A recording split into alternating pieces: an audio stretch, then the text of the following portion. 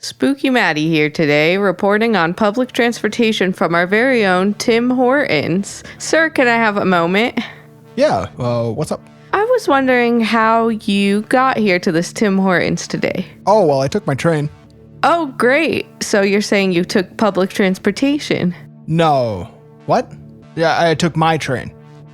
I'm sorry, I'm a little confused. Could you explain what you mean when you say your train? Well, I mean, just look right out there. You see the billow of smoke coming up out of the chimney? Oh my. Yeah, not my best parking job. Dinged a few cars, but yeah, that's my train. I brought it here this morning. Down here getting a couple maple logs from the Tim Hortons. Well, as always, we see here a city in crisis. Back to the studio.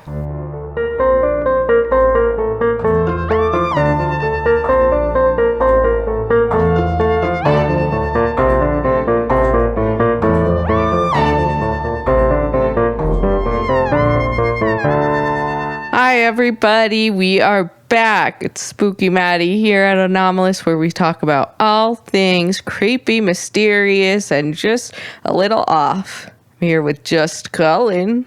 Just Cullen here. It's been 2 weeks since you looked at me. It's been way more than 2 weeks, Cullen. 4 weeks. We were on vacation. We went down to San Diego, got a couple of pictures in front of the Whaley house. Spooky Maddie swallowed like a gulp of water from a water bottle wrong, and we're pretty sure it was Yankee Jim.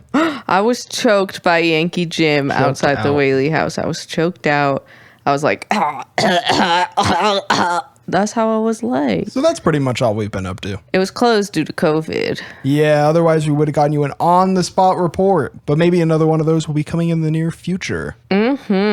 Fun announcement for our podcast. It was my birthday, so say happy birthday. Send me a happy birthday gift on our PayPal link down below. I got a ghost box for my birthday, so it's like a box that filters through radio channels really fast so ghosts can communicate easily. We're not allowed to use it really any place that we go. I am very scared. It's a really, pick a destination you never want to return to and then use a ghost box there. We did use it at my parents' house. I swear I heard yes, and so did some other witnesses. Oh my God. Report on the haunting at Spooky Maddie's family house coming soon. This week, though, we're bringing you a not super ghostly tale. We're talking about the departure of Granger Taylor. So today we're talking about the mysterious departure of Granger Taylor, and this is a case I had just heard about on the Unsolved Mysteries podcast, and it really spoke to me. Hopefully it speaks to you guys in the same way. Before we get into the details of the story, just like to do a little gatekeep girl boss gaslight. First of all, trigger warning in this episode for mention of suicide. If you need help, reach out to a helpline. 1-800-233-HELP is a crisis line you could reach out to. Like we said, today we are going to be discussing the departure of Granger Taylor. So I think this is our first Canadian episode, and really it's a Tim Horton fueled adventure, isn't it? No. I'm going to disagree with you, but we'll get into the facts and I'll point out exactly where, when, how, and in what amount the Tim Hortons is being applied to this story. Just like to cut you off before you even start, Tim Hortons was not mentioned in any of the sources we used, and you didn't know what Tim Hortons was until I said it when we were brainstorming the cold open 2 minutes ago. I know what Tim Hortons is down to my Caucasian bones, and you know that as well as I do. It's not, I guess your mom is from Minnesota and Minnesota is part Canadian. So yeah, they're considered half Canadian, half US. Interesting. So keeping that roadmap of black coffee in mind, let's jump right into it. So the departure of Granger Taylor is the story of a young man whose disappearance in 1980 is so overshadowed by his sheer genius and fascination with a world beyond that no single element can be taken at face value. It seems wild when we're first going over everything to say maybe he was contacted by something extraterrestrial that wanted to recruit him for his genius and expertise. But the people closest to him who knew him, his abilities, and the kind of person that he was, seem to actually consider that. Yeah, and I have a quote here from the directors of a CBC documentary called Spaceman. We don't actually really recommend it. I don't think it had a lot of information, but the quote is, quote, "The story that is revealed is one of a person who meant a lot to a number of people who never had the opportunity to publicly mourn him. A story like this is obviously a very personal one for family members. They had some concerns because this is the kind of story that could easily be sensationalized," end quote. That being said, we are doing our best to really bring to you like the heart of Granger Taylor himself, more about his life and his incredible achievements, more than like conspiracy theories about what could have happened. Like I said, I listened to the Unsolved Mysteries podcast about this case, and it just really spoke to me. It spoke to Cullen as well, and we just want to do Granger Taylor and his family and friends justice. Absolutely. So, a little background. Granger Taylor was born October 7th, 1948, and grew up in Duncan, which is a little town in South Vancouver Island, Canada. A pretty little town of under 5,000 people, but it is attached to another city next to it that pushes it up nearer to 100,000. But of the 5,000 people that lived in Duncan, there have been count them six, NHL players and a Mac DeMarco. Weird output. That's like a 1 in 1,000 chance of either being an NFL star or creating one song that I put on a playlist that Maddie always screams, "That's that Mac DeMarco song." I found it very upsetting yesterday when you said, "Oh, he made that song that me and your brother like." You were so wrong. First of all, I like that song. I always say, "Oh my gosh, it's that Mac DeMarco song." It's Chamber of Reflection, by the way. It's a good song. And my brother's an actual fan of Mac DeMarco. I can't believe you are gatekeeping me outside of the gatekeeping, girl bossing, and gaslighting section of the podcast. I'm sorry. We let a little gatekeep get away. It's supposed to be quarantined to that area. And you know what? I'm not entirely to blame here because Spooky Maddie walks around talking entirely. She's like, "I listen to 5 songs and all of them are about fucking." Oh my God. So rude. Technically more or less true. WAP. That's not how that song goes. I thought I had something going on. WAP, rap, wap, wap, wap. You know that one? Wow, it's like a remix, but you have no single element at the same as the original song. So rude. I have the acronym. That's the word, by the way, acronym. Yeah, well, I will have cut that out, but there was a while where she's asking me to remember the word acronym, but getting angrier and angrier when I can't remember, even though she doesn't know it. That would be the girl bossing section. You know, something I just realized, this little synchronicity, Duncan, the town, Duncan, the donuts. I thought we were both under the impression that that's the entire reason that we're doing this case. Oh my gosh, rude. Well, continuing on to Granger Taylor's background in Duncan, there isn't a great deal of information available about Granger's childhood, but interviews with friends, family, and townsfolk suggest that it was, at times, a struggle. When Granger was very young, his biological father accidentally and tragically passed away. His mother, Grace Taylor, went on to remarry, creating a large family of full, half, and step siblings, among which sources state that Granger was the oldest of 8. I'm not old enough to have watched any of the Brady Bunch, but from the offhanded remarks that my mom and uncles have made, I think this is somewhat like what it would be. Is that valuable to you? When was the Brady Bunch invented? The Brady Bunch was invented in a lab by Monsanto in 1962, and it went on to dominate and brainwash millions of Americans throughout the 1970s. Interesting, because that is such a common, like whenever anyone has step siblings, they're like, oh, a bit of a Brady Bunch situation going on. What did they say before that? They were just like a bit of a unknown, unspecified. We have no idea what this phenomenon could possibly be called. I think even back then they called it a cheaper by the dozen situation. Just because there was like a cultural zeitgeist understanding of what that movie is for decades before it was made. I was going to say, now that's definitely before Cheaper by the Dozen came out, though I have only seen the Steve Martin remake. The crazy thing is, Cheaper by the Dozen never really came out. It always just was. Now that makes sense to me. Chris rocking the house down. I thought it was Chris rocking in the house tonight. Moving on. Uh-oh.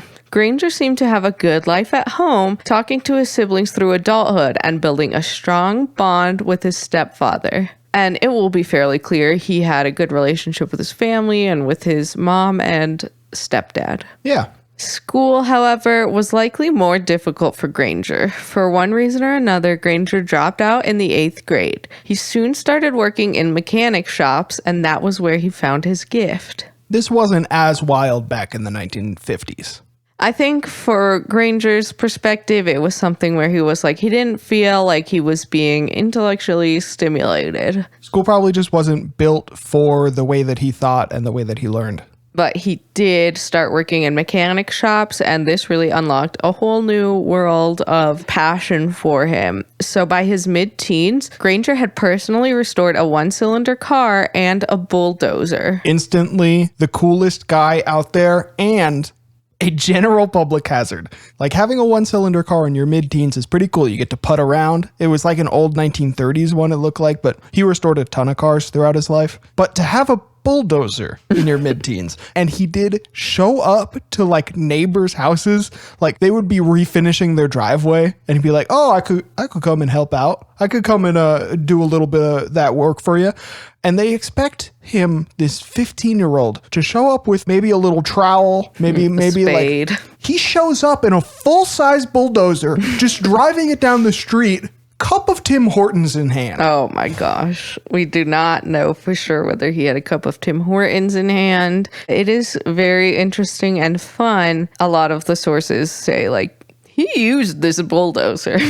He did, yeah. That's so fun. You're not gonna get a bulldozer at 15 and not use a bulldozer. I'll back him up on that much. I would trust no 15-year-old with the bulldozer. That's certain. I do wonder if our podcast is going to get exposure or just be further shut down when the new Anomalous Twitter account is inundated with people like, Tim Hortons actually wasn't established until 1981 and didn't move up into the regions of Vancouver Island until late into the 90s. Not gonna lie, I thought about that. I was like, was it invented back then?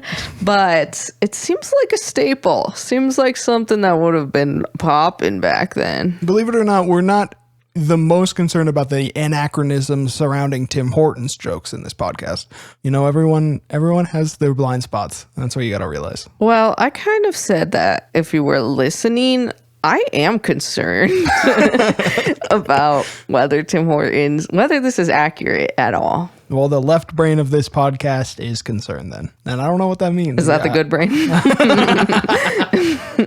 So this 1-cylinder car and bulldozer was just the start. He became renowned as a mechanical genius, and mechanical restorations became his living. He recovered a steam engine from the woods and brought it back to life. He would run it back and forth on a couple hundred feet of track he had on his land. It's so fucking sick. This thing was covered in moss. It had trees growing up through the wheels, and he cleared this huge path of just forestry on the outer limits of the city and presumably made that track to like roll it out of there and then completely restored it all the way back up to the point that it ran. And then he'd invite all these kids over and they just like presumably monkey climb all over this literal full-size steam engine as he runs it back and forth over this like 300 feet of track he has in his front yard. Oh, yeah. They said it was a great time. Oh, it was a great time. They said it was like a personal Disneyland, and I say it's better.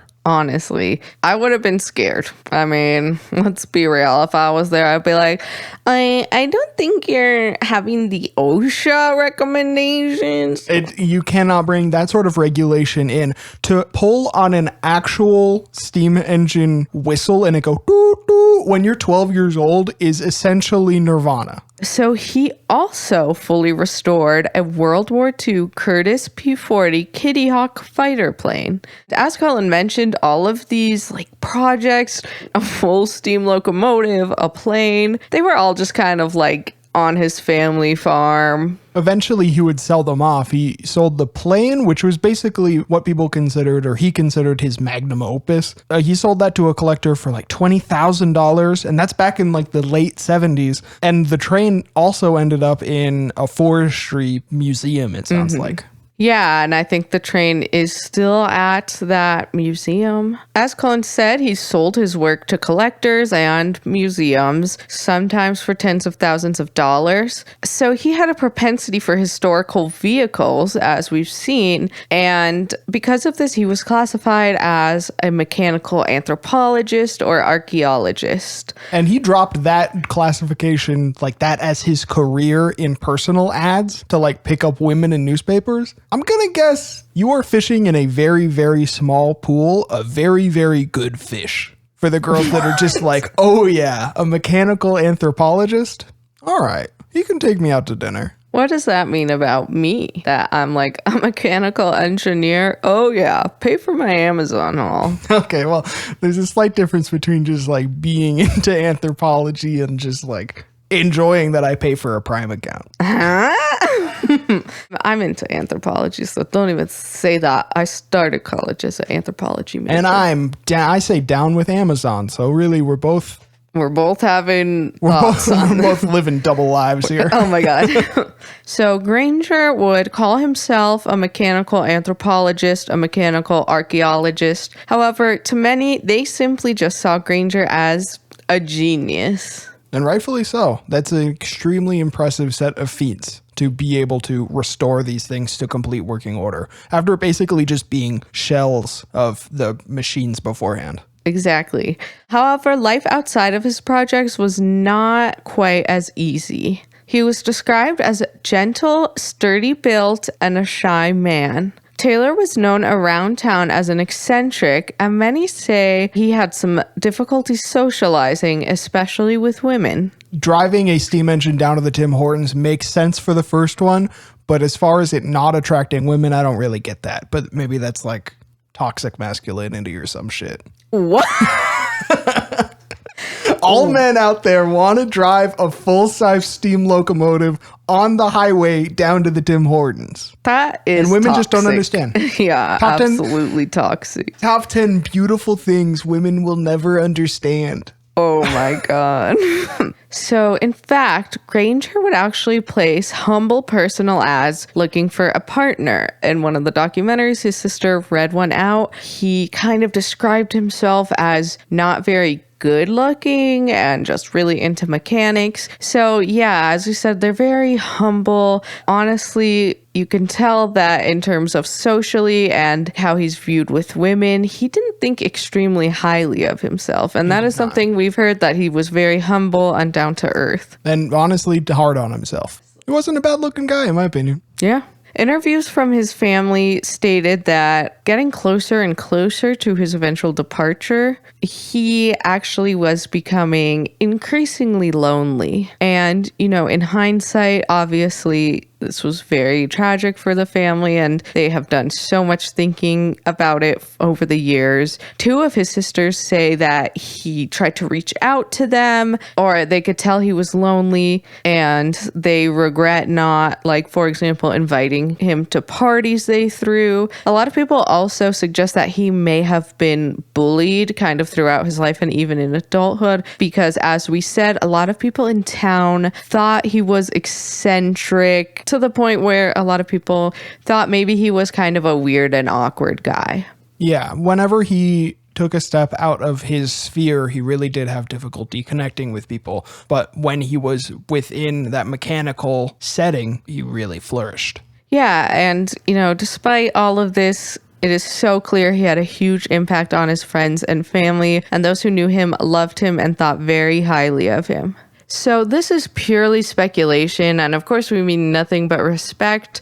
We would like to point out that descriptions of Granger's social difficulties, unique mechanical way of thinking, and hyperfixation on special interests may possibly be indicative of what we now call autism spectrum disorder. We call it that now. However, mental and behavioral health was not well understood at that time. So it is likely that Granger's clearly high intelligence wasn't utilized in school due to a lack of knowledge about autism spectrum disorder, as well as just the general culture in the 1950s through 70s. Very difficult time for Granger to have been raised in, because even in Canada, the culture of really a time of conformity and very rigid schooling and home practices, he might have been in a situation where he felt more fulfilled or capable socially if he was born a few decades later.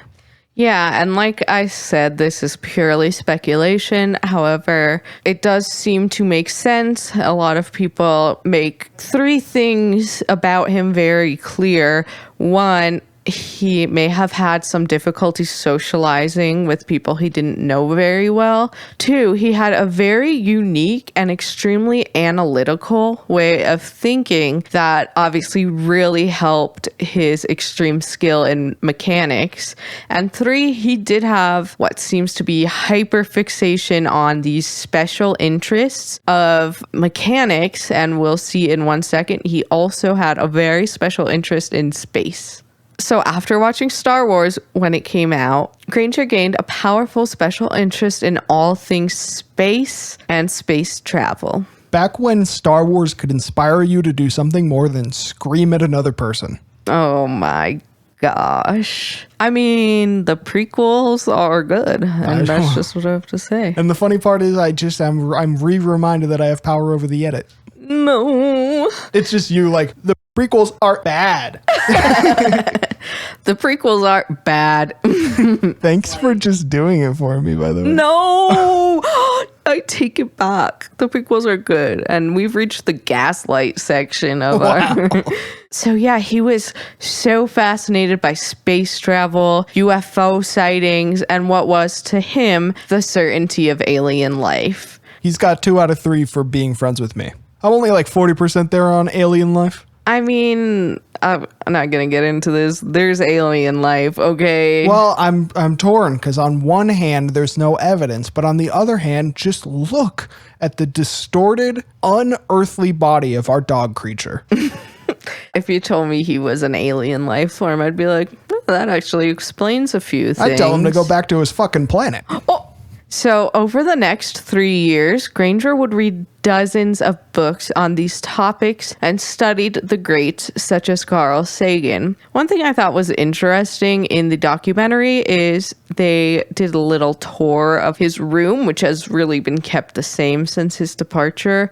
And there are tons of scientific books, like textbooks, you know what I'm saying? As well as novels and stuff like that. Yeah. Well, he probably had to dig a lot back then in libraries to find documents to describe how his machines were supposed to go back together and what parts he needed. Yeah, for sure. So according to an interview with a close friend at this time, Granger strongly believed in the Fermi Paradox and thought alien life certainly existed but was hidden from us, probably by the aliens themselves. Fermi Paradox is required reading for literally every single episode we've done and will do in the future, but here's the quick version just in case you somehow don't know.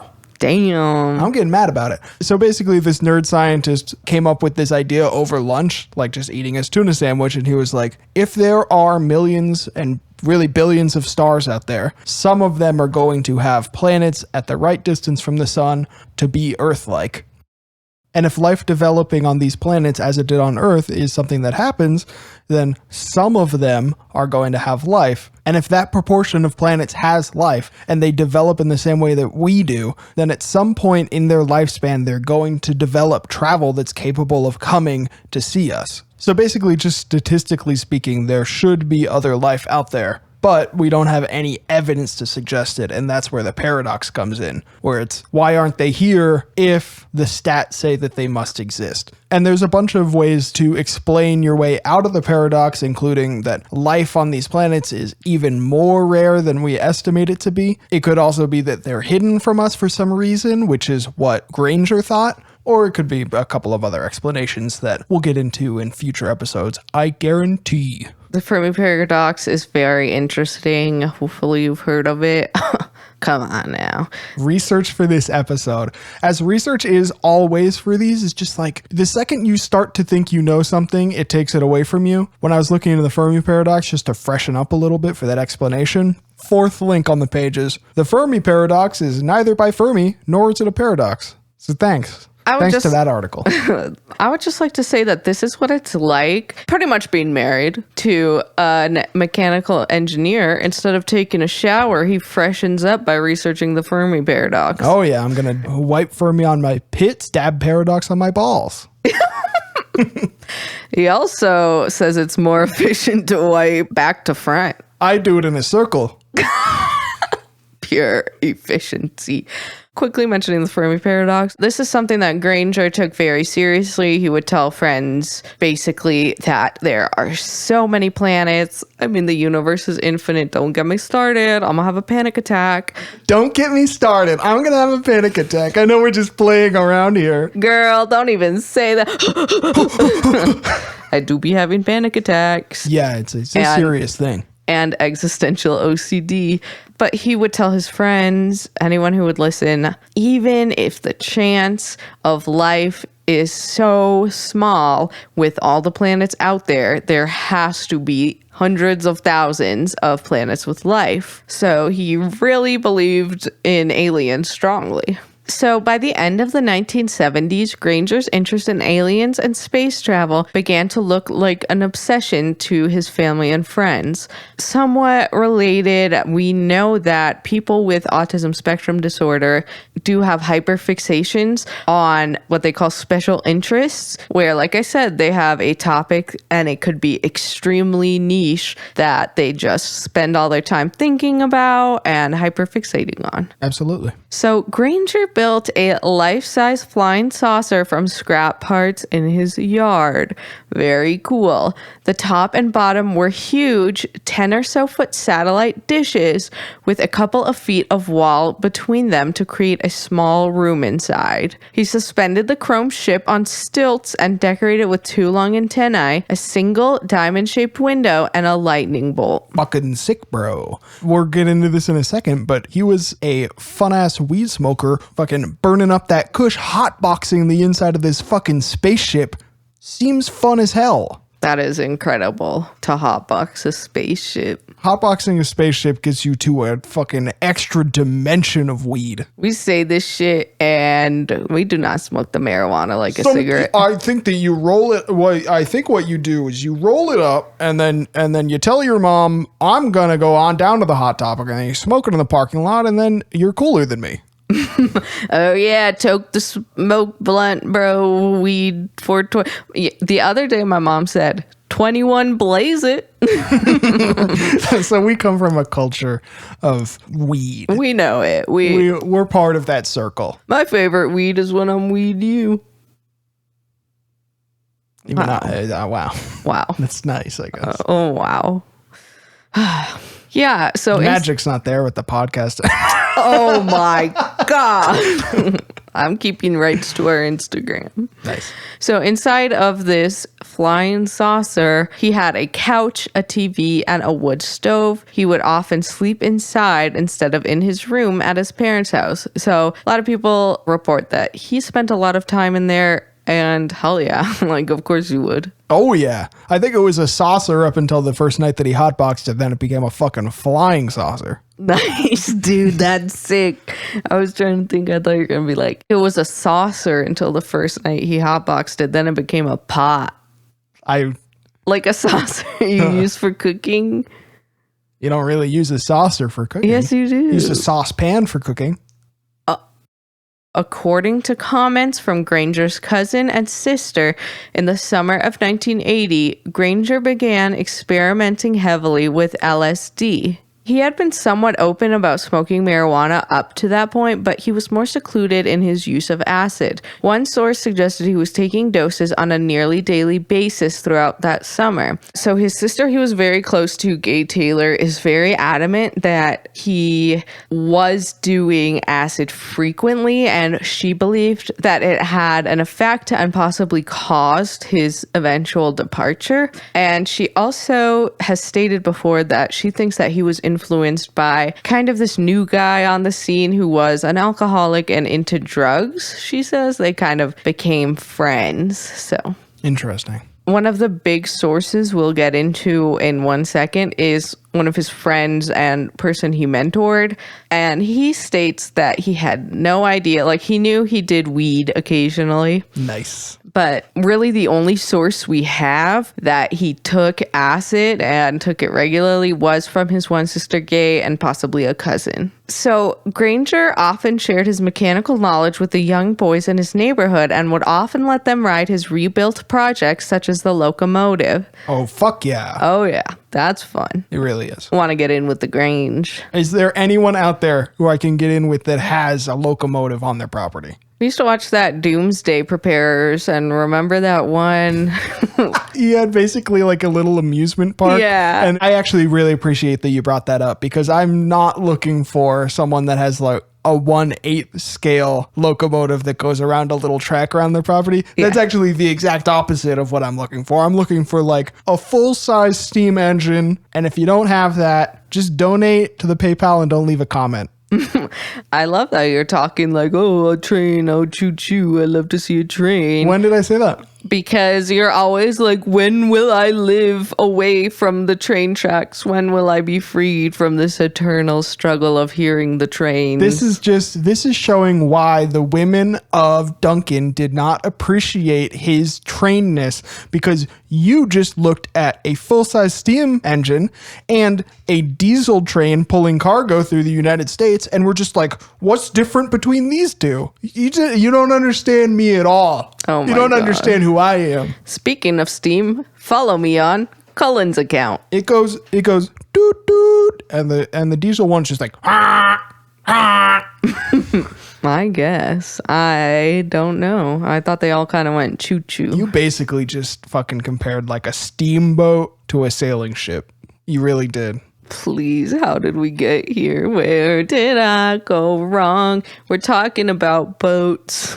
So one of these neighborhood kids was named Robert Keller, and he would come to form an inseparable bond with Granger. So Robert was around half his age, and Robert also dropped out in 8th grade. When Robert dropped out, Granger was concerned for him and took Robert under his wing. Granger would show up at Robert's house virtually every day at 8 a.m. and bring Robert along to help out on his various mechanical projects. They maintained a close friendship for 3 years, and Granger's departure when Robert was 15 would deeply affect Robert for the rest of his life. Granger really wanted a better future for Robert and not having dropped out and following in his footsteps. But I'm going to say, as much as he tried, if I knew dropping out at 13, I would get to ride a steam locomotive and paint a big old like shark teeth on a World War II plane, I might have done it. He was living the life, man. That's pretty fun. What I imagine is like, get up at 8 a.m., get some metal from the scrapyard, nap the rest of the day. Sounds like a chill ass day. I don't think that you have What it takes. I don't think that you're really viewing it in the same way that it probably happens. Like, go to a scrapyard, spend the entire day welding, like finish when it gets dark, and then sleep until like 7 a.m. Oh. Yeah. I don't like that. She doesn't like that. Just no thank you. As Cullen said, Granger Taylor really wanted to change Robert Keller's life, and he did. He actually did that successfully. Robert has said multiple times that without Granger, he doesn't know where he would be. He would be in jail or dead. And I think that this is something, if you listen to the Unsolved Mysteries podcast, Robert Keller is frequently interviewed for all things Granger Taylor, and I think that is just something that really connected me to this case. Is you can tell how much Robert looked up and adored Granger Taylor. If you ever want to get Maddie to listen to your podcast or read your book, you really have to have some lightly implied like bromance or just anything that could even be misconstrued as gay. This cannot be misconstrued as gay. This is the former. This is the bromance. And it drew her in. It is beautiful. And I mean, in all seriousness, like Granger Taylor so clearly had a huge effect on all the people he was close to. And yeah, Robert Keller just absolutely adored him. Speaking of bromance, though, I'm like, I've recently gotten really into the West Memphis 3 case. And I'm like, oh my God. We don't have time to get into bros. I'm like, it's just a couple of bros skis.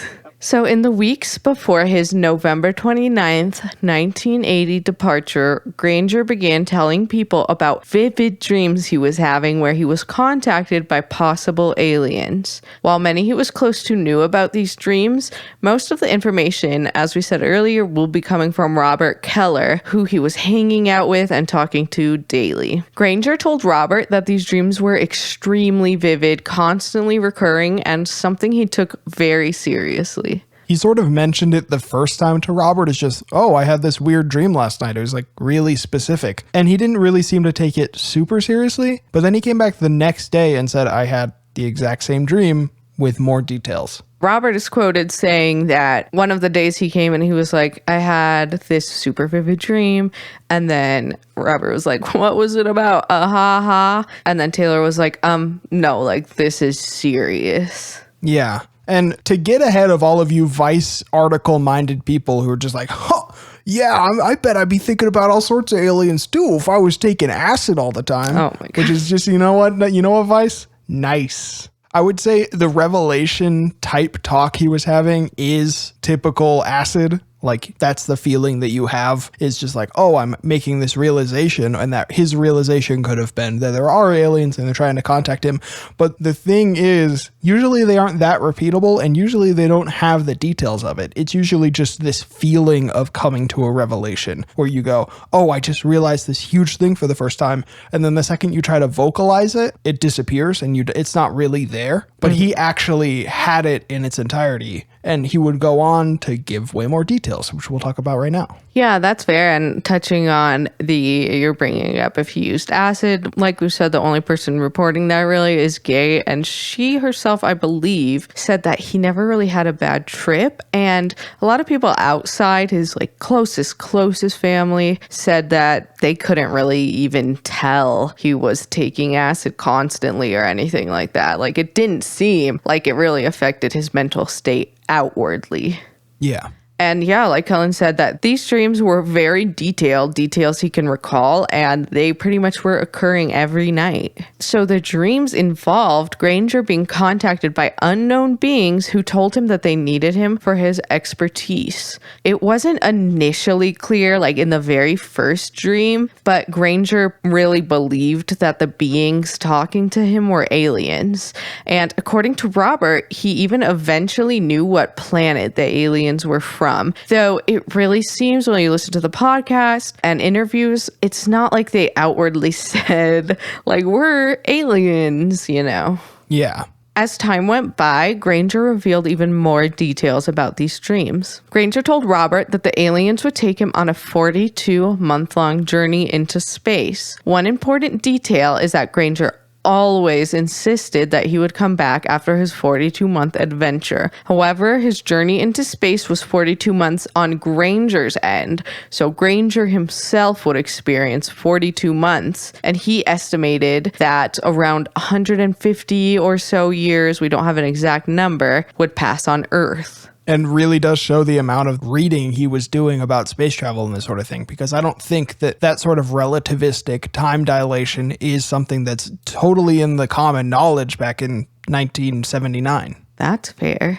Yeah, he was very clear that he himself would age 42 months and that he would come back to Earth after this. It is interesting, 42 months doesn't seem like a super long time to travel, do an adventure, and then come back, like in terms of space travel. Yeah. It is very complicated. Like it has to do with how close to the speed of light you are going. Right. For anyone who doesn't know, the closer you get in velocity to the speed of light, the less time is experienced on your end as is experienced on the end of a person who is not moving that fast. For example, if someone is in orbit and they were going super fast around the planet and there's another twin who's sitting on the planet, after a while, the twin who's on the planet would be detectably older than the twin who was flying around in orbit.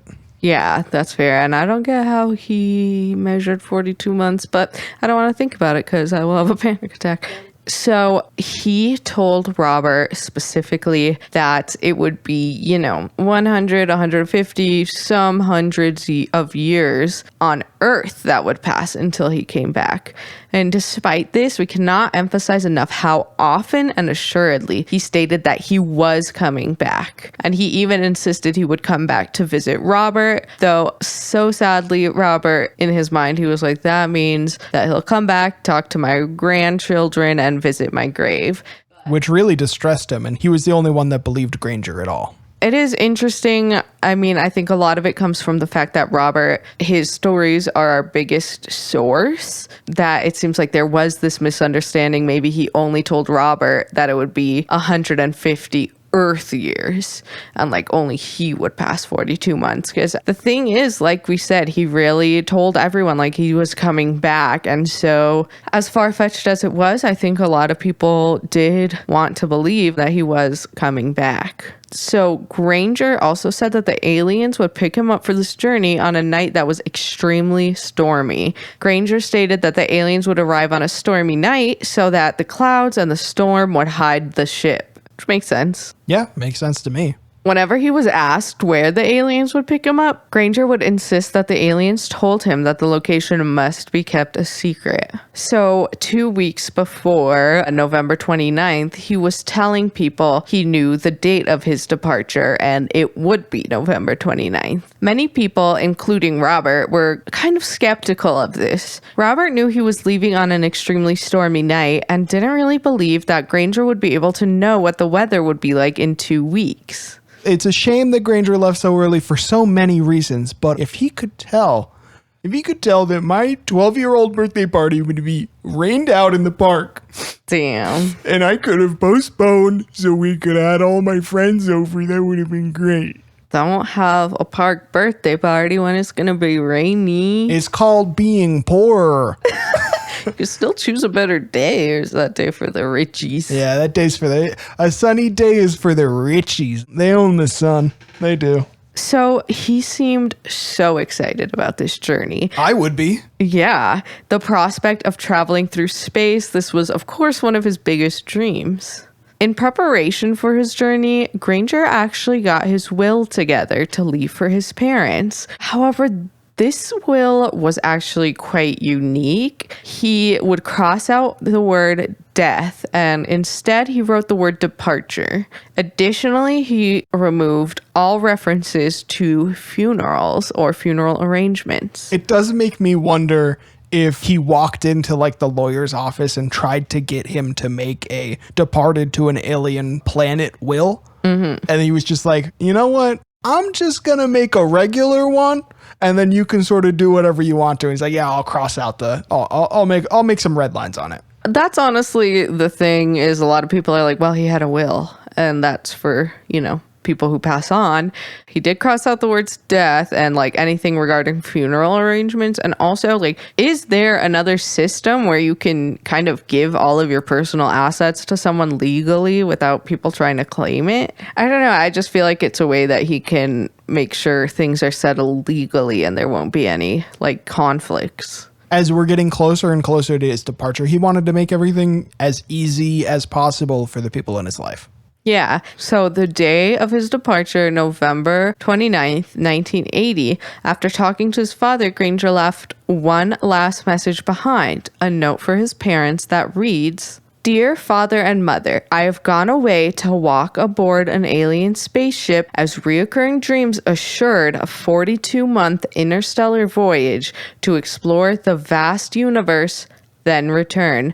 I am leaving behind all my possessions to you, as I will no longer require the use of any. Please use the instructions in my will as a guide to help. Love, Granger." Interesting. That note to me sticks out a little bit just because it's very difficult with the limited interviews and documents that we have, but it does seem like there was some variation in what he told different people about his mission or where he was going with the aliens. Some people seem to imply that he was like going back with them because, they wanted his expertise and his genius to help with something. Mm-hmm. But here he's saying that he's going off to explore some area. It could just be that information is lost over time, or it could be that as time went forward, his idea of what this journey was going to be changed. Yeah, that's fair. And I don't think it necessarily contradicts what he was telling Robert, that the aliens wanted Granger for his expertise, because he didn't specifically say, like, I need to fix a problem on their exact planet. Maybe they needed his expertise while traveling the universe. Yeah, definitely a possibility. I think it's just worth pointing out that his plan for departure was very clear, but it wasn't exact details laid out concrete, like this is it and it never changed. That's fair. And we do see that Granger did keep a lot of things close to the chest. A lot of things just were forever a mystery about what his intentions were, obviously, and what exactly the aliens were saying in his dreams. And we'll leave up to you what you think that means towards what you believe really happened on that night.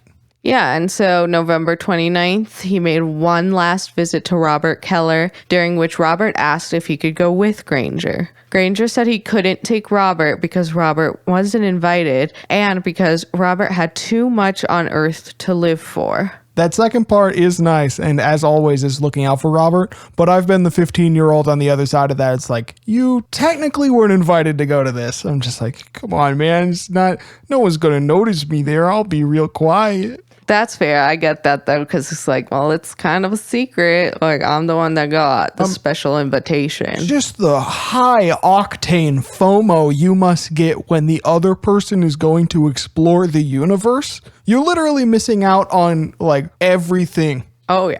So Robert and his father did not necessarily take Granger very seriously, especially as there was little sign that the night would be extremely stormy. So interviews with Robert, you'll hear him say, like, Granger came to me, said that tonight was the night of his departure, there would be a huge storm, and I was just kind of like, okay, yeah. Not really understanding at all that this would be the last time they ever saw Granger. The last people to see Granger were the patrons and staff of Bob's Grill, where he was a regular. No one seemed to notice anything out of the ordinary, other than he wasn't wearing a coat despite the worsening weather. Which is really just like, you sure you didn't see anything? And they're like, I don't know, maybe he wasn't wearing a coat. I guess that's a little weird. That's fair. I feel like these details in every story get very heavily overblown just because of the importance put on them. It's like, you're the last people that ever saw him. And it's like, well, I have to have something. That is definitely true, and something a lot of the true crime community talks about is like red herrings. And it's like, if you happen to maybe disappear that day, what weird thing was completely innocent that people would be like, what does this mean? Oh, I was just carrying a briefcase full of plutonium through the mall. Oh my gosh. It was for no other reason than to pay off the Russian gangsters who were threatening my life and my livelihood. It's nothing to do with my disappearance by hand gliding into the Grand Canyon and disappearing into a cave. Mystery solved. That was a quick one.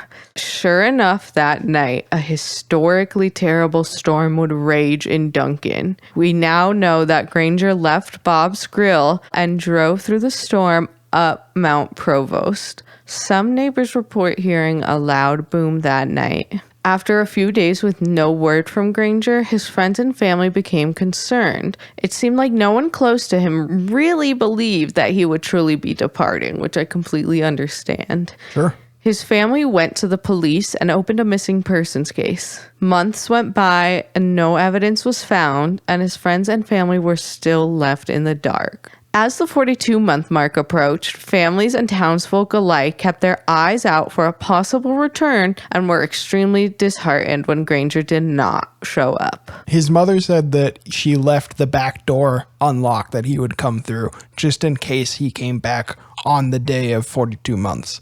And that is entirely heartbreaking. And it really makes me think that there was this shock that kind of showed people how obsessed he had become with the idea. Because most of the people, when he said he was departing and he said it was the day and he said for weeks beforehand it was coming up, they all just sort of laughed it off. And I feel that that's the reaction of a group of people that have already seen him slowly get more and more obsessed with it, or a person who's prone to this hyperfixation, fixating on something. And they're all, of course, they're not concerned because he's always been fine in the past. And it's that everything just falling out from under that he really did depart that night in some way or another. That's fair. At some point in the time after Granger's disappearance, Granger's parents would receive a letter from Granger's cousin, who stated that a similar extraterrestrial event happened to someone he knew. He stated his friend was contacted and abducted by aliens, had his memory erased, and returned from his journey with no time passing on Earth. In the letter, he said that he's confident that Granger would also return as his friend did. So after a while, with no evidence, no leads in the case, the missing persons report was closed by Granger's family. However, in March 1986, 6 years after Granger's departure, a blast site would be discovered by local forestry workers on Mount Provost. It is reported that the blast site was found not too far from Granger's parents' house, where Granger was living. The blast site was huge and was thought to have a radius of up to 300 feet and ultimately spread up to 600 feet. At the blast site, truck fragments and bones were discovered by the Royal Canadian Mounted Police. Mounted police. Oh, is that true? Because they're mounted? Yeah. It's not what you're thinking, you pervert. Oh my God. Well, whatever. The Mounties. Them. So some of the truck fragments that were identified include parts of the engine and a part of the steering wheel. It is reported that some of the truck fragments were found embedded into trees up to 60 feet high. It is reported that either a VIN number or a license plate number was found, and this was traced back to the truck belonging to Granger. One question that frequently arises from this discovery is the fact that the RCMP reports all state that the truck was blue. However, Robert reports that when Granger departed, his truck was Pepto-Bismol pink and brown before that. This inconsistency could be explained if the investigators could not tell the color of the truck due to its destroyed state, and as such got the information about the truck from the color listed on the registration or insurance that was connected to the VIN number. With all of these cases, your final conclusion does come down a lot to what you consider an irrelevant piece of information, and I understand that it does color our interpretation, but I personally think that this is a red herring. I think if he was painting it and he was willing to do like colors like Pepto-Bismol pink, he probably had repainted it a couple of times. He was repainting stuff all the time. He probably had spare paint. When the truck was first registered, there's a great chance it was blue, and later it was brown, and later it was pink. Something that makes it so captivating is that nothing is certain.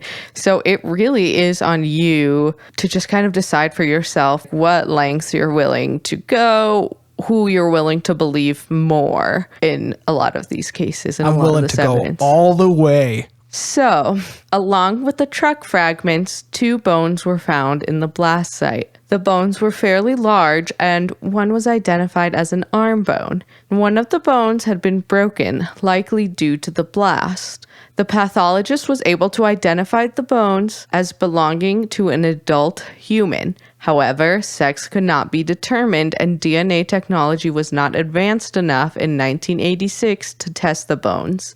Unfortunately, the bones were lost and not available to be tested today. As is the tradition with like 80% of unsolved mysteries. Additionally, a part of a wool sweater was also found, and it was reportedly identified by Granger's mother as being the same material she had used to make Granger a sweater. So there is some very slight inconsistency about whether or not Granger's mother really did identify the sweater. Robert Keller would come to say that when he asked Granger's mother about the identification, she stated that she did not see any of the evidence, but rather was just told by the Mounties that it was likely Granger. That being said, it is reported fairly consistently that his mother positively identified the wool sweater. So the Mounties used this evidence to close the case on what happened to Granger Taylor. Their final report states that Granger brought dynamite in his truck up to Mount Provost and accidentally caused the fatal explosion. According to the coroner, the evidence suggests that the bones did belong to Granger. The coroner listed the cause of death to be, quote, massive injuries due to the consequence of an explosion, end quote, and the manner of death was listed as accidental. In order to finally clear out his belongings and assets, Granger's family had Granger Taylor declared dead in 1986 after the investigation closed. Date of death is listed on his death certificate as November 30th, 1980.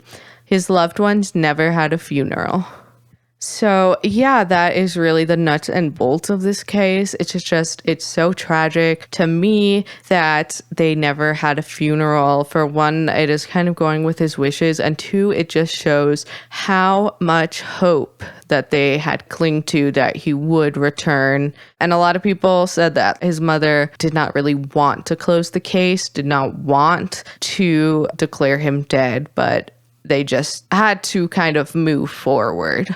It's sort of a difficult choice between wanting to hold on to that hope, but also obviously not wanting to sensationalize the story, to believe that he is off somewhere or that he's alive due to some conspiracy theory or that he disappeared under some sort of strange circumstance. Unfortunately, to have that hope, you do meet sensationalization. Yeah, that is very true. And I think in this case particularly, it would be easy, and I know this is something Robert Keller has fallen into, it is quite easy to dismiss the evidence that was found. It's not very strong. The losing of the DNA evidence, as it does in so many cases, really just seals the fate of this to be an unsolved mystery forever. Very true and unfortunate. So right now, we'll get into some theories as to what could have happened that night and what Granger's fate may have ultimately been. The first theory that obviously is listed on his death certificate would be a tragic accident. So Granger did have access to dynamite in somewhat large supply, which he would use to blow up tree stumps. When Robert Keller was walking through the property in the Spaceman documentary, he said, "Oh, this is the shed where Granger would keep his cases of dynamite. I'm surprised that it's still here." Yeah, it's very interesting. There is no confirmation that anyone saw dynamite in the back of his truck, but that is something that is generally accepted. He was known to have had and used dynamite. And though dynamite is generally stable, accidental explosions have happened at every scale since its invention. Certainly, at least when it is manufactured, it's a very stable explosive. But that is the issue you run into immediately, in that saying stable explosive is a oxymoron. And like all explosives, it is only a few steps away from creating that reaction. And in the case of dynamite, as it gets older, it does become more reactant, and it can react to friction and it can react to shock. We don't know how old the dynamite that he had was, and we don't know exactly how much he even had. That's fair. And it seems that there's even a case that in the 2010s, an entire neighborhood was evacuated when 80 sticks of dynamite, which is just 2 cases, were discovered in a forgotten shed. For people wondering how much dynamite it would take to completely obliterate a truck and create that blast zone and only leave these fragments around, the fact is he would have been able to get his hands on an amount needed to do that. That's very interesting. And in a few seconds, we will get into the question of, yes, it's possible he had this much dynamite and brought it with him, but is there any evidence for that? But we do know that working on your own without safety equipment on high explosives is dancing with death and is entirely within reason, given the explosives available to Granger, that an accidental or misguided explosion is what happened that night. And of course, this is what the coroner and the law officials believe. However, on the other hand, Robert Keller says that he is 99.9% sure he saw some explosives still in Granger's shed after his disappearance. Something he's explaining is that he knew there was like one case of explosives that he had occasionally used, and after his disappearance, Robert still saw that same case in the shed. So there was, in his opinion, no dynamite missing.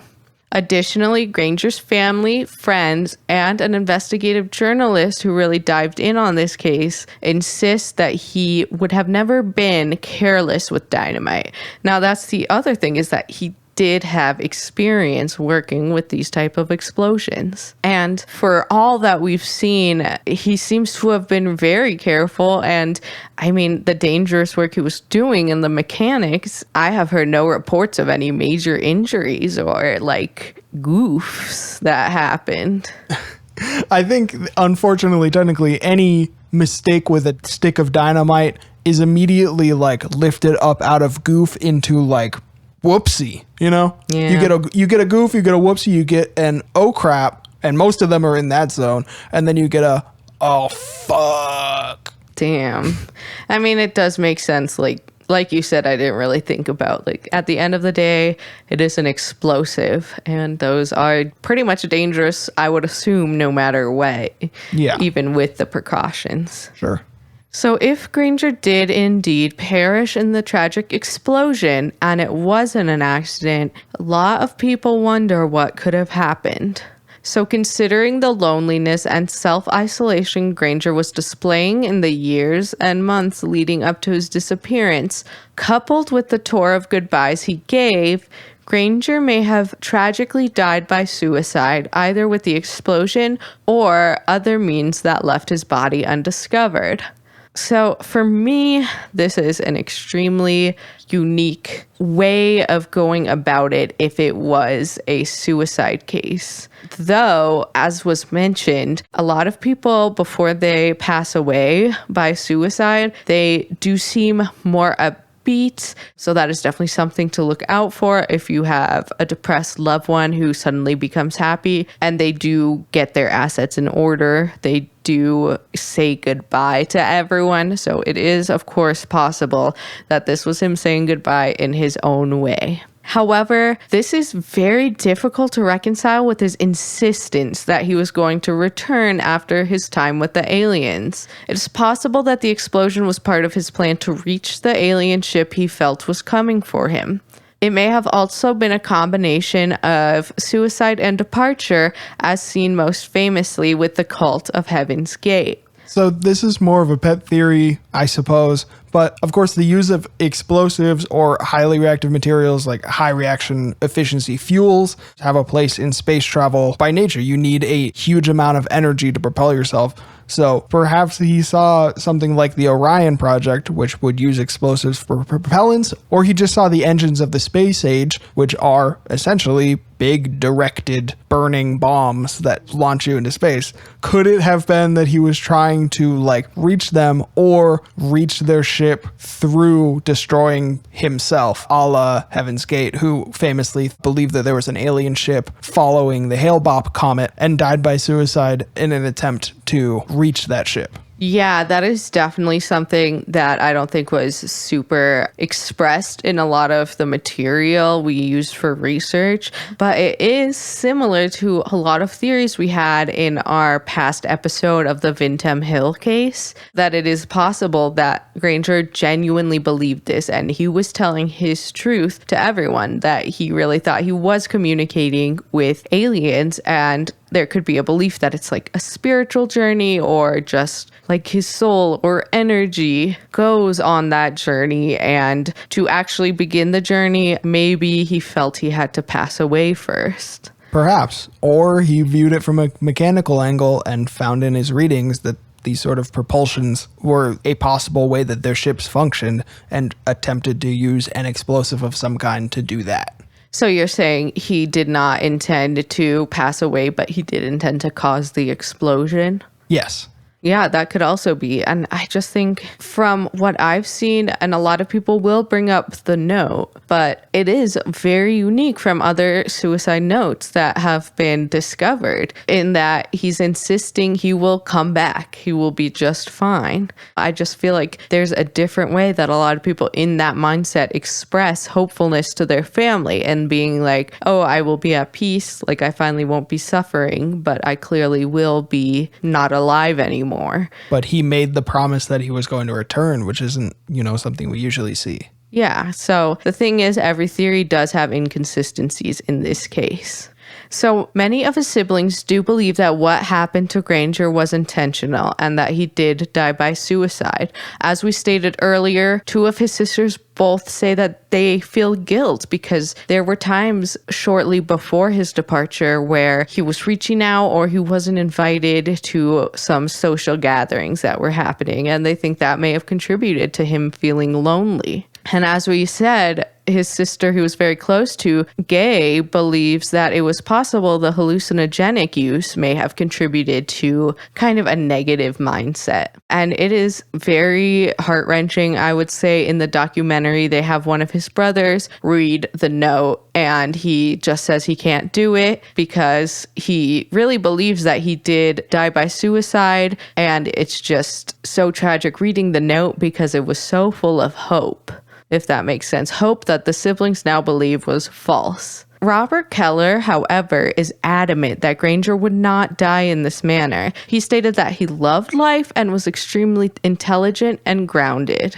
So in Robert's mind, this kind of leads to other theories that Granger may still be alive today and that it wasn't him in that explosion. And I think that it is entirely possible because it is not proven.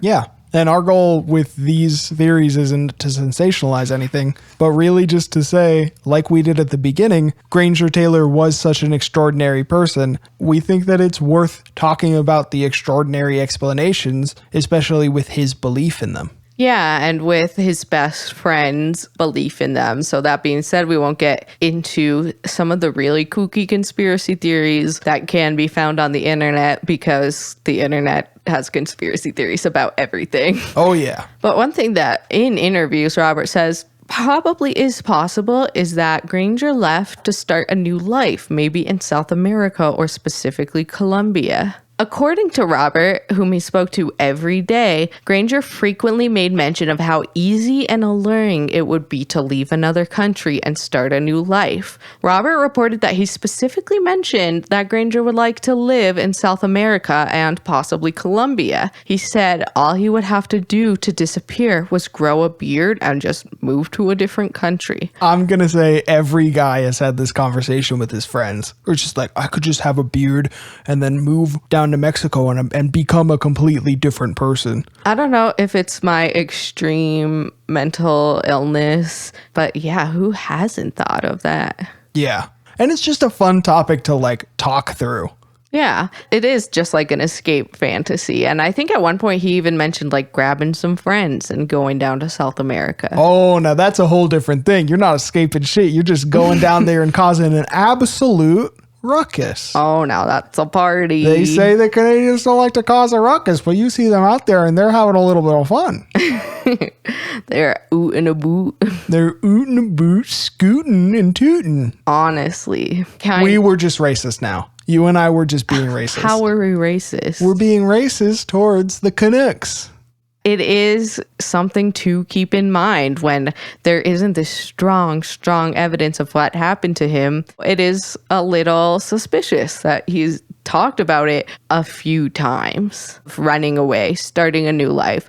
I feel like it's just that scene where it's George Michael, like, I'm thinking about moving to France. I like how they think. I often think that about Peru, Colombia, Guatemala, really all of the different places that I see listed on my sweet coffee beans. Mm. Oh my God. Ooh, yeah. Not Canada with the Tim Hortons. I'm going to just generally assume that Tim Hortons is like a slightly passive-aggressive Canadian Dunkin' Donuts. I don't have anything to back that up, but it's just like the feeling I'm getting from it. That does make sense to me. That feels right. Yeah. So while Granger reportedly expressed interest in South America of his own volition, many conspiracy theorists believe that he may have been relocated to South America by some sort of agency that we'll get into due to his mechanical knowledge and prowess. It is also possible that Granger started a new life in Canada. As the Mounties report, it would be very easy to live undiscovered in the deep woods of Canada, which makes sense. Like going into the woods and starting a new life, I think is something your friend told me was his literal life goal in high school. And I was like, huh, all right. Yeah. He basically wants to be small cock Ted Kaczynski. So another theory is that maybe Granger was recruited, but by humans who wanted his expertise. When Granger first mentioned that, according to his dreams, he was wanted for his knowledge, Robert believed that he may have been wanted by some sort of government or information agency. Robert believes it is possible that Granger was recruited by a highly secretive entity that knew about Granger's immense mechanical talent. And this theory would explain the need for secrecy and would explain why Granger had not been seen or heard from by any loved ones.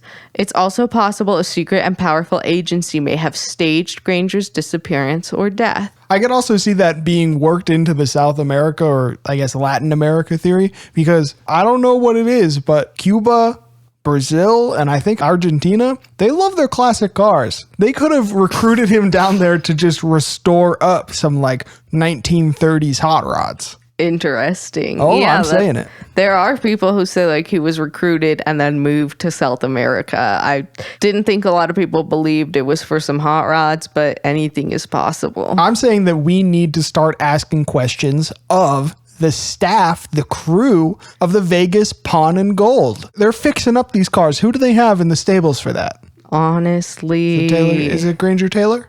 Is it? Maybe.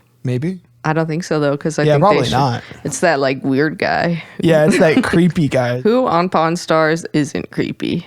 Who in Vegas isn't creepy? Damn, makes you think. Mm-hmm. Yeah, so, this theory comes up a lot of times, especially in cases that are completely mysterious, nothing confirmed. But particularly in this case, when, Granger was thought to be a genius and he had just incredible, renowned mechanical skills. Absolutely. So there could be some sort of agency who just, wanted to use him, like the CIA of Canada. I have no idea what that is, but the Canadian, oh, I like your hat, eh? Why was that kind of Mexican? I will say okay, how did the letter CIA fit with Canadian, ooh, I like your hat, eh? Canadian, ooh, I like your hat. Okay, so the O doesn't get a letter. Yeah. And then A is spelled with an EH. So A. So to be clear, it's the Canadian, ooh, I like your hat. A. I thought that was clear, yes. It's still not clear. Do they literally have one? Or are they just America has it handled? Oh my God, Canada is just suckling off our militaristic teeth. They probably have a cute one where they try to do MK Ultra, but they ask everyone's permission first. Damn. Literally the only ones I know are CIA, FBI, and M8K from England. MI6. I was so close. Very close. KGB. Oh, yeah. SS. What's that one? The Gestapo. No, I know what the KGB is. That's not what I'm talking about. The SS? Yes. That's Gestapo? Wait, Socialist Society? Oh my God. How is this happening right now? What do you mean? They're the Nazi secret police. They're the SS. I didn't know they were called the SS. Have you been to history class? What is happening right now? No, I just... Yeah. That sounds more like a boat name. Like the USS? The yeah. MSS? But instead of that, they're a band of roving, anti-Semitic serial killers. I guess that is different than a boat. But anyways. Stop. Rude. Anyways, I think we could have done more with this theory, and for one, figuring out if there are any agencies like that in Canada. There are. There definitely are. Okay. But obviously this is not something his family and those closest to him really believe. No. And I also frankly don't believe it myself, but it's understandable that Robert Keller would want to hold on to hope. Yeah, and kind of going off of that, our final theory would be that this was a case of aliens, an alien abduction. Robert Keller has stood firm in his belief that what happened to Granger was exactly as Granger had said, and that Granger will return in 150 Earth years. I know he's quoted as saying, simply put, I believe what he said. Robert does not believe the evidence at the blast site makes a strong case for Granger's death. He insists that the truck was not Granger's, as we mentioned before, due to the color reported of the truck. And Robert also doesn't believe the bones found could realistically be attributed to Taylor, as the pathologist could not even determine the sex. Additionally, Robert is suspicious of the fact that part of a wool sweater would be able to survive such a large explosion and 6 years in the wilderness. I also think that's a little wild. Only like 1.5 bones was found, but enough of a wool sweater to be identified survived. Yeah, I don't know. So these are things that, to Robert, he just simply cannot accept. Robert believes that the aliens took Granger into space the night of his disappearance and used the storm to cover up the view and the sounds of their spaceship. As we stated earlier, many conspiracy theories have been brought forward on the internet regarding this case. We won't get into them. However, one common theory or explanation is that the aliens may have blown up Granger's truck after abducting him in order to either get rid of the evidence, or maybe that's just, it was like an accident, like their spaceship was super powerful and fiery. Does that make sense? As it was taking back off. That's fair. They just took off and they were like, ooh, sorry about your car there, bud. He's just like, this is going to be a particularly difficult restoration job when I get back. That's tragic. I feel like he could have done it. He could have just found the fragments they found, like a steering wheel and a tire, and rebuilt the entire truck from that. That's what he was capable of. Honestly. So even before these dreams he had, Granger created a device to communicate with aliens and stated he was in contact with beings from other planets. And a lot of people will question, like, does this correlate with the LSD use? The Vice reporter knocking on our window right now is like, yeah, man, I have the same device to contact aliens. It's a bong, bro. It's kind of strange. Like, Vice has so much drug information. What's up with that? That's when you commit yourself too much to the name of the publication. Like, for example, if you were going to name a podcast Anomalous, and then you just wanted to talk about, like, well-known factoids. About anomalies in our world. Anomalies. Is this a freestyle rap you're doing? Wait. Don't try to do. Anomalies. No, okay. No, go ahead. Okay, thank you. Yeah. Anomalies. I'ma leave here with some bees. Yo, chickadees, let's get these. Arrest the bee thief. No.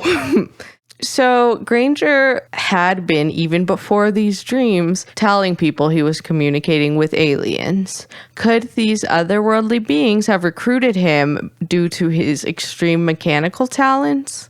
I don't mean to be a negative, just Cullen over here, but I do want to point something out. I think we've talked about this. There is a reason, most likely, that he worked on machines put together before a certain decade. Because as you're getting into the 1980s and forward, and presumably far into the future when we have technology that's able to go between systems of orbital bodies, it isn't purely mechanical anymore. And really, it's not even the primary consideration.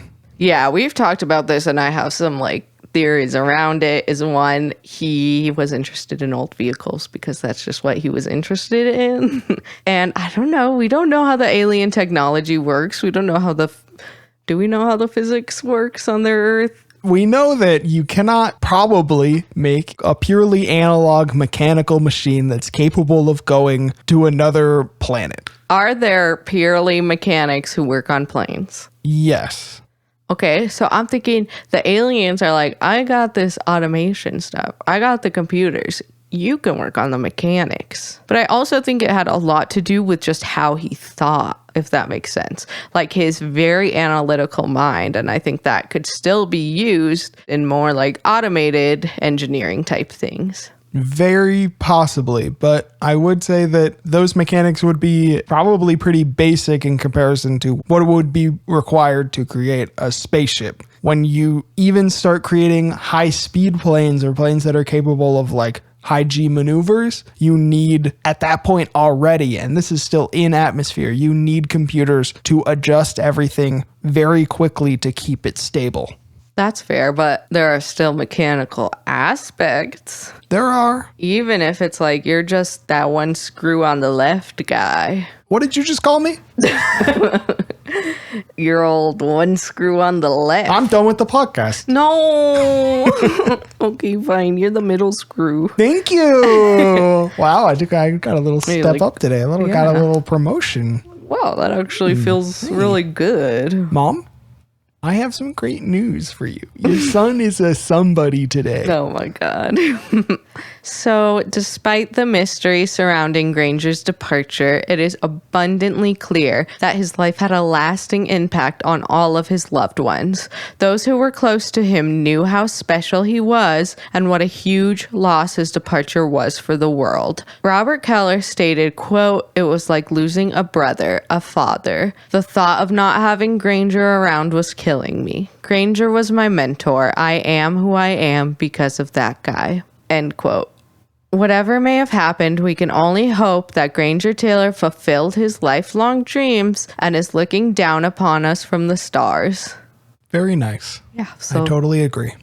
Yeah, that is our story and our theories. Like we said, we didn't want to get very kooky. If you are interested, I mean, honestly, we didn't really look into the super deep conspiracies, but they are out there. As there is with everything. That's very true. That's just kind of the internet. So I'm going to give a strangely hopeful, believe that no matter your situation or the struggles that you face, you can make a positive impact on the people around you and live a valuable and fulfilling life. And believe in yourself. I think that that's more than said. That kind of is believing in yourself. I don't want to beat them over the head with it. That's fair. I would just encourage you all to really believe in yourself. And I think mine was so nice that I'm actually going to say, and believe in me. Whoa. Believe in just Cullen's ability to say a nice thing every once in a while.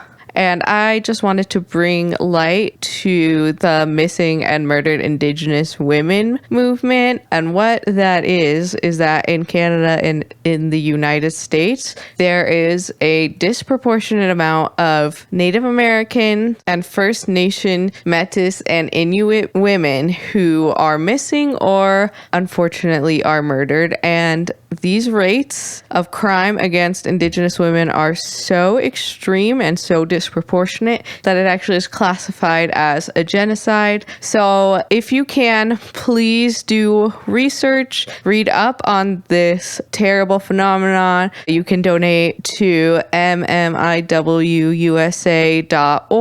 and there are tons of resources available if you look it up. That is just something that I think really needs to be brought light to. And yeah, it could be relevant to this case as we're talking about a disappearance at some points in Canada. I also want to say believe in just looking in the night sky and believing in yourself. Okay, well then I'm getting a fun one too. Believe in driving your full-size steam locomotive down the highway to the Tim Hortons and believe in yourself. I meant it in a nice way, like look into the stars and think of Granger Taylor. You think mine isn't in a nice way? Okay, could I finish? Okay, next time you look up at the stars, think of Granger Taylor and think of that one person in your life who made a huge impact on you, and maybe you can tell them you appreciate them a little more often.